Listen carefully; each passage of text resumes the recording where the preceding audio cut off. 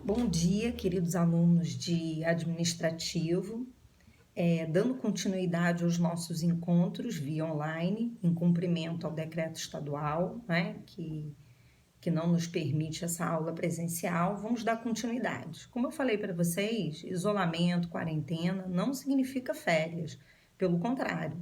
Vamos, já que estamos em casa, isolados, vamos estudar. Já estou com meu livro aqui, de administrativo, numa força-tarefa, preparando material para vocês. Lembrando que eu já passei o slide com o conteúdo da nossa ementa, então quero que vocês façam a leitura desse conteúdo. No roteiro de estudo que eu preparei para essa semana, conforme combinado anterior na semana passada, toda semana eu vou enviar um roteiro de estudo para vocês, com um conteúdo, não só dos slides, mas de um artigo jurídico para leitura complementar e sempre com uma atividade proposta, não é? Um exercício dentro da matéria. O roteiro de estudo dessa semana, nós vamos finalizar aquela parte de formas de prestação de serviço público, que está lá no slide 40 do material de apoio que eu passei para vocês. Só relembrar, no slide 40 eu coloquei o seguinte: essa forma de descentralização na prestação de serviço público, ela pode se dar de duas formas. Por outorga, quando a transferência da titularidade da execução, quando houver essa transferência de titularidade e execução dos serviços, e aí eu tenho as chamadas autarquias, fundações públicas. Lembrando que essa outorga só pode acontecer por meio de lei. E também por delegação, que nesse caso temos apenas a transferência da execução do serviço, permanecendo a titularidade com o órgão originário, tá? E aí nós temos a Fundação com Personalidade de Direito Privado. Contudo, quando a transferência na execução ocorrer a pessoa jurídica de direito privado e não integrante da administração pública, surgem as chamadas permissionárias, concessionárias, parceiros privados e parceiros voluntários. E aí eu coloquei no slide 42 um quadrinho bem interessante para vocês entenderem, né? Passei um exercício, a aula passada, um exercício de múltipla escolha, e coloquei um outro quadro no slide 47, espero que vocês estejam acompanhando aí, não é? Que fala dessa transferência, transfere-se apenas a execução do serviço, precedida sempre de licitação, a particulares, indireta ou descentralizada por intermédio de pessoas não integrantes da administração, e aí eu tenho a concessão, a permissão e a autorização. No slide 48, eu faço a diferença entre concessão e permissão para vocês. A diferença, não é, entre concessão e permissão estão lá na Lei 8.987 de 95, nos seus artigos 2º em diante, lá nos incisos 2 e 4 e o artigo 40. Na concessão, segundo o artigo 2º, exige que, em regra, ocorra por meio de concorrência. Apenas quando expressamente autorizado por outras leis específicas é possível adotar outra modalidade de licitação diversa da concorrência. Trabalhei com vocês no slide 49 a concessão especial, que é uma matéria bem abordada em questões de concurso, não é? Que é a parceria público-privada, chamada PPP, que nada mais é do que uma concessão de serviço público sob um regime jurídico diferenciado. Essa previsão está lá na Lei 11.079 de 2004, não é?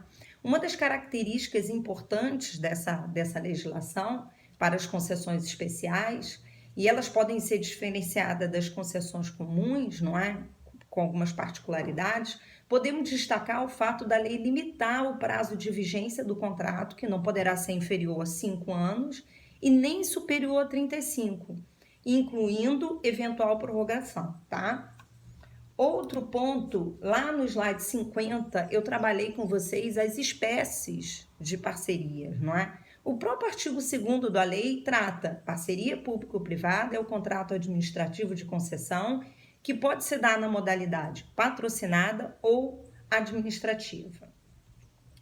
No slide 51, eu trato essa diferença para vocês, né? A patrocinada trata-se de concessão de serviços públicos ou de obras públicas, que trata lá 8.987 de 95. na qual, adicionalmente, a tarifa cobrada aos usuários. E aí há uma contraprestação pecuniária do Estado ao parceiro privado.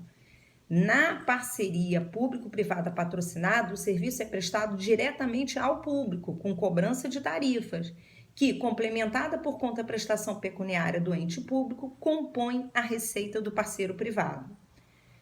Estando presentes essa cobrança de tarifa aos usuários e a contraprestação, estamos diante de uma concessão patrocinada, na verdade, uma concessão especial, uma parceria público-privada, na modalidade patrocinada. Já na concessão administrativa, não é? Conforme o artigo 2º, parágrafo 2º, é o contrato de prestação de serviço de que a administração pública seja usuária direta ou indireta, ainda que envolva execução de obra ou fornecimento, instalação de bens. Nessa concessão administrativa de serviço público, em que a administração pública é a usuária indireta, ela tem como objeto os serviços públicos a que se refere lá o 175 da Constituição.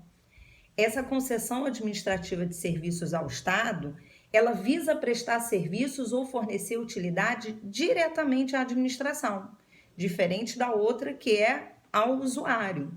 Em ambas modalidades de concessão administrativa, o poder público assume o ônus relativo ao pagamento do serviço prestado. Bom, assim, tal forma de concessão envolve prestação apenas da própria administração. Aí eu coloquei uma atenção no slide 53. Tanto na modalidade patrocinada ou administrativa, a parceria público-privado não pode ser celebrada em desconformidade com as vedações do parágrafo 4º do supracitado artigo, não é? Que fala dessas vedações. O que eu botei para vocês no nosso roteiro de estudo, não é? Roteiro de estudo dirigido. Leitura de um artigo no âmbito jurídico que fala dessas formas de prestação de serviço público. Coloquei a leitura dos slides 48 a 59, que fala dessas formas de prestação. Assisti esse vídeo aula que eu estou preparando para vocês. E qual é a matéria e atividade proposta? Muito interessante, vocês que estão no 10º período, que vão passar pela prova da OAB, que estão prestando concurso, eu coloquei, após a leitura do artigo proposto, assistir esse vídeo aula explicativo, elabore um mapa mental sobre as espécies de parceria público-privadas, dando exemplos práticos. Por que mapa mental, Priscila? Porque o mapa mental facilita o aluno memorizar o conteúdo. Eu utilizo o mapa mental, hoje nós temos aplicativos que fazem, não é? Mas eu acho muito interessante o aluno sentar e elaborar o seu próprio mapa mental. Não pega o modelo da internet, não, porque o objetivo é que você desenvolva esse mapa mental e que guarde essa espécie, já que é um tema tão abordado em questões de concurso. Eu até separei uma questão aqui interessante que caiu num concurso, mas que depois eu vou colocar no material de estudo de vocês, tá? Eu desejo um bom estudo, não é? Como eu falei, vamos nos reinventar nessa nova modalidade aí de ensino e vamos enfrentar essa situação. Um bom estudo para vocês, até o nosso próximo encontro.